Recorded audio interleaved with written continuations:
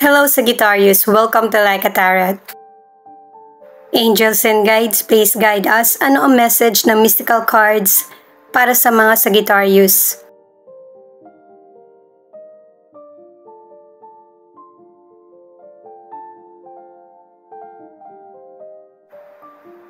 Compassion. Huwag mong husgahan ang sarili dahil sa meron kang kakayahan na mag-improve. Palitan mo rin yung mga maling paniniwala kasi perfect ka na just as you are. Ngayon naman guys, alamin natin kung bakit ipinakita ang compassion. At saka kukuha din ako ng gemstone para alamin pa natin kung ano pa yung paparating sa iyo. Or advice. Itong reading na ito ay general reading kaya hindi po magre-resonate sa lahat. Kunin mo lang yung akma sa sitwasyon mo at ikaw na rin bahala magpalit kung si person mo ito o ikaw.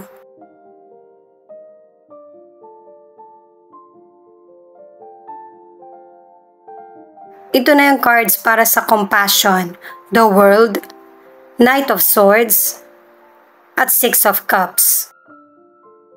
Simula pa lang pinapakita na yung mga effort mo ay magkakaroon ng tagumpay. Dahil na rin sa pagiging masigasig mo na para makamit mo ito. Meron kang financial or trabaho, hindi naman kalakihan yung financial na meron ka pero maaasahan ka.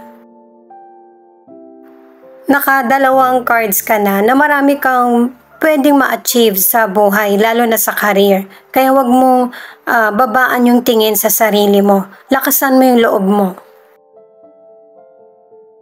At saka dalawang cards na rin yung nagsasabi na mas lalo kang nahahasa sa career mo, patungo na sa pagiging professional.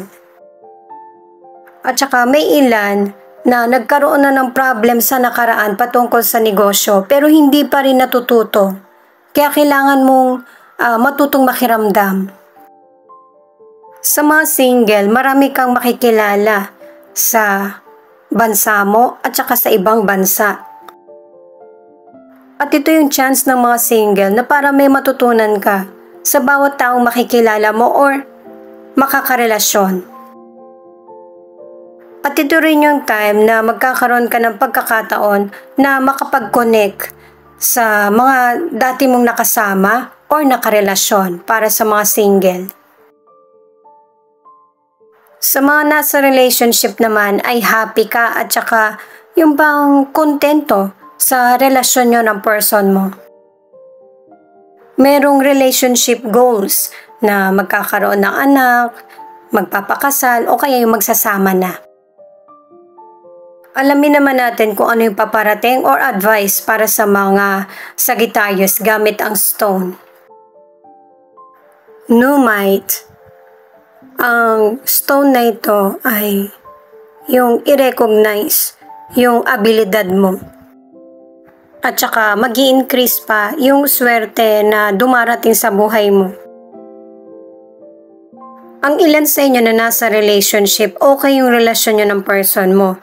Pero hanggat maaari ay yung communication ay hindi mabago or hindi maputol. Yung pagkakamali, kapag nangyari na, wag nang ulit-ulitin. Wag magpastak at matutong makinig sa taong nakakapuna sa iyo. Ito naman yung next mystical card na aalamin natin, Eternity. Habang umuusad yung panahon, dapat natututunan mo din na magkaroon ng healing sa isip at saka puso mo. At maging aware din sa mga nangyayari sa buhay mo o sa paligid para unti-unti magkaroon ka ng healing. Ang ilan na nasa relationship, maganda yung relasyon nyo ng person mo na kahit LDR man kayo, merong yung bang perfect harmony.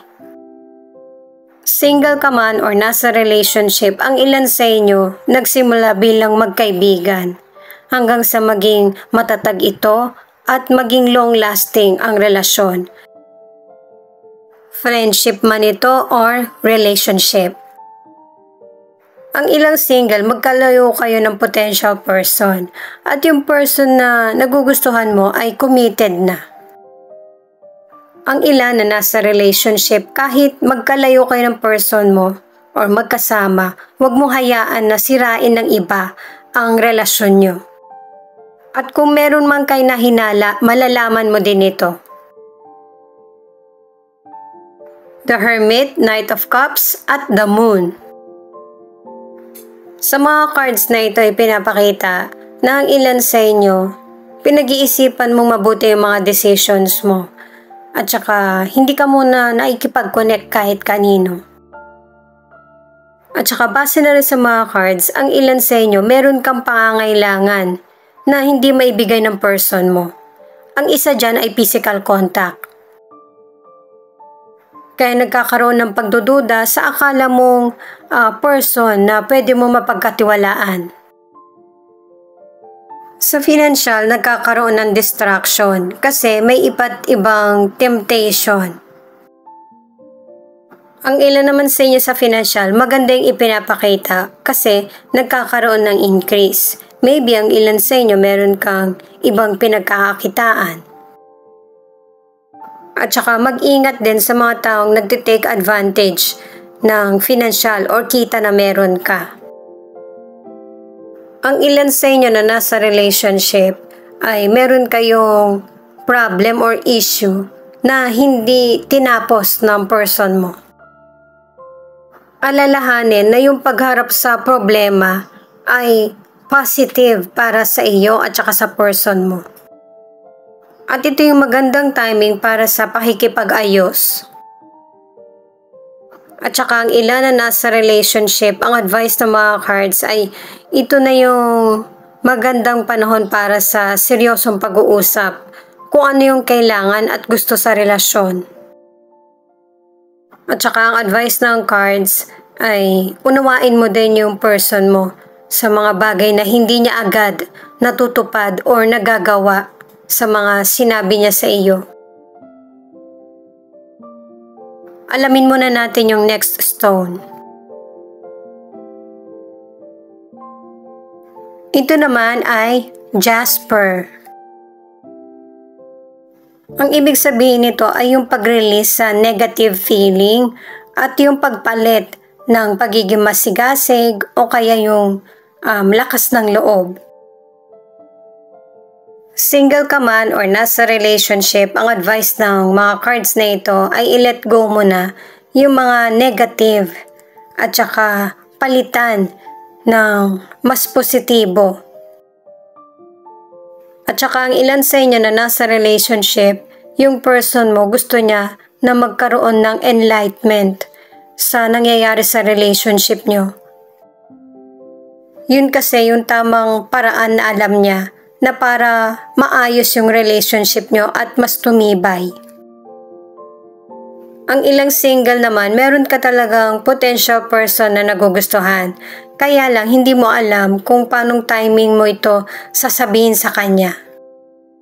At para naman sa ilang single, ang advice ng cards ay kilalanin maigi yung potential person kasi meron siyang hidden agenda. Courage. Lahat tayo ay nagkakaroon ng pagkakamali. Pero syempre merong solution at saka posible ang lahat. At saka maging totoo ka sa sarili mo para maibabahagi mo rin yung pagiging totoo mo sa iba. Alamin natin yung tatlong cards para sa courage kung bakit ito yung ipinakita.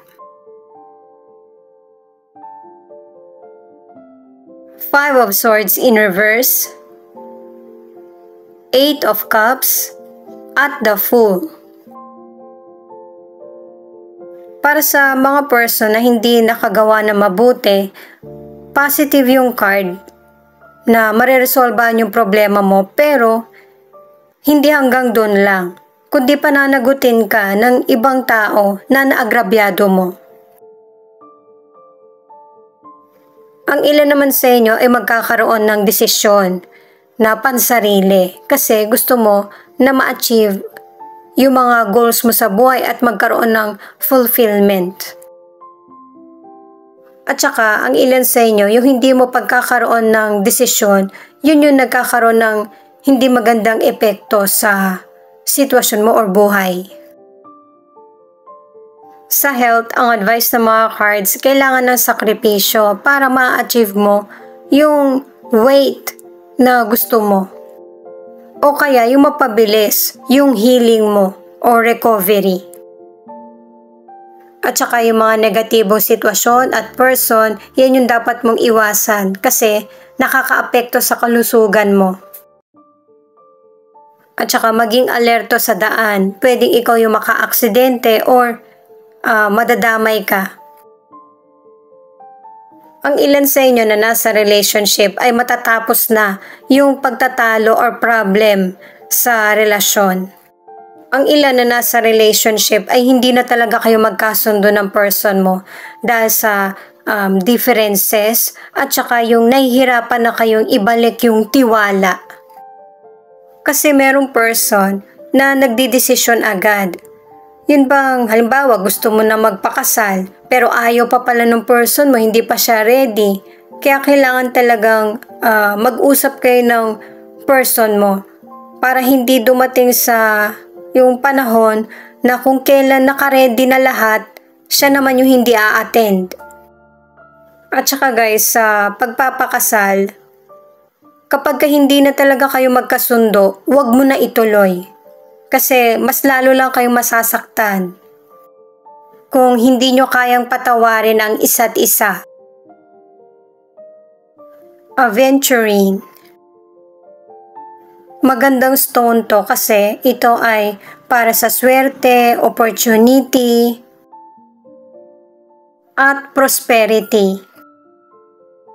Kapag nakapag-let go ka na sa sitwasyon sa buhay mo, yan yung paparating na mangyayari sa buhay mo. Alamin naman natin yung additional cards.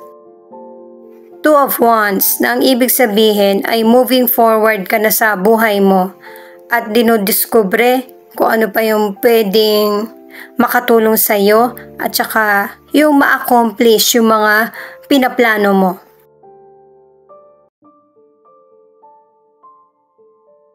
Nine of Wands na ang ibig sabihin hindi ka tumitigil sa pakikipaglaban sa buhay hanggat hindi mo natutupad o nakukuha yung gusto mong mangyari